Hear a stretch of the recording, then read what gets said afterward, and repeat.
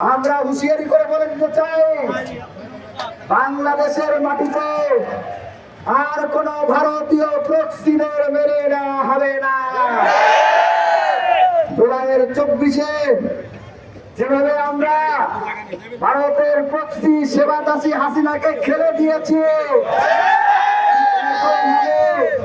ভারতের সকল প্রক্সিকে খেলে দেওয়া হবে, খেলে দেওয়া হবে,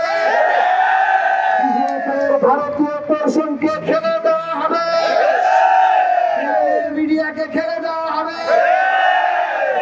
সহযোগিতা বন্ধুগণ, বক্তৃতা আর কি দেব? পৃথিবীতে যদি কোনো ফকিন্নি দেশ থাকে সেটা হচ্ছে ভারত। পৃথিবীর মানচিত্রে ভারত হচ্ছে একটা ফকিন্নি দেশ। যেই পাতে খায় সেই পাতেই ভারতের বাজেট যতটুকু, ভারতের বাজেট যতটুকু তার 40 ভাগের 1 ভাগ ওরা বাংলাদেশ থেকে নিয়ে যায়। প্রায় 1,20,000 কোটি টাকা ওরা প্রতি বছর বাংলাদেশ থেকে নিয়ে যায়।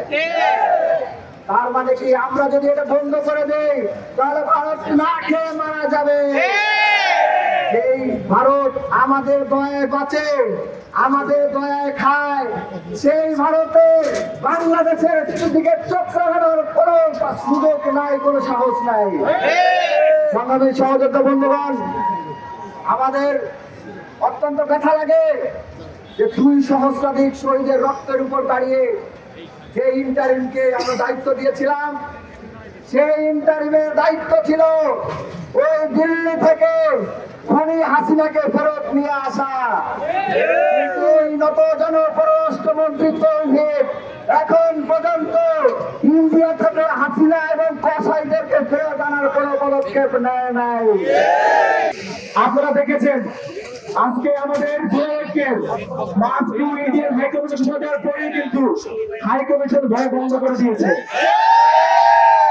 আমরা আপনাদেরকে বলতে চাই, বাংলাদেশিরা জাতি সভ্য না, তারা ধর্ম না। আপনারা যেমন গত বছরের আগরতলায় আমাদের হাইকোর্ট হামলা করেছিলেন, আমরা হামলা করবো, আমাদের ভয় নাই। আপনাদের হাইকমিশন বন্ধ করার দরকার নাই, আপনারা আগ্রাসন বন্ধ করুন, আপনারা আধিপত্যবাদ বন্ধ করুন। আমরা তোমার হামলা করবো না, উৎসাহিত পা দিব না, আমরা মব করবো না। আমরা আপনাদেরকে স্পষ্ট করে বলে দিতে চাই, আপনাদেরকে বলতে চাই, 71-এ যেমন পাকিস্তান তাকে আমরা ছাড় দেই নাই, এর পরবর্তীতে ভারত, শুধু ভারত নয়, বিশ্বের এমন কোন দেশ নাই যে আমার দিকে চোখ তুলে তাকাবে, সে চোখকে আমরা উঠতে দিব ইনশাআল্লাহ। ভাইয়েরা, আমাদের দুর্ভাগ্য যে আমাদের পাশের দেশে এমন জাতি বসবাস করে যারা অসভ্যতার জন্য পুরো বিশ্বে স্বীকৃত। তারা এখনো রাস্তার পাশে মলত্যাগ করে, এখনো জনগণের রেলস্থলে মলত্যাগ করে। আপনারা দেখেছেন কয়েকদিন আগে অস্ট্রেলিয়ায় গিয়ে তারা প্রকাশ্যে রাস্তার পাশে মলত্যাগ করতে গণবিরোধী দিয়েছে। এমন অসভ্যতা, এমন বর্বরতা আমরা করবো না।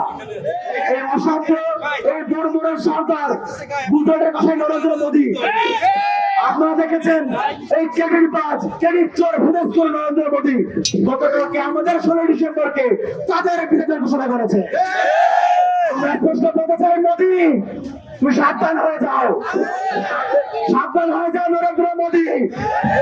এক এক করে আমাদের সহযোগিতা করেছে ভারত, আমরা সেটা জানি, কিন্তু 71-এর পর পরে বাংলাদেশের লুটতরাজ করেছো সেটা আমরা জানি।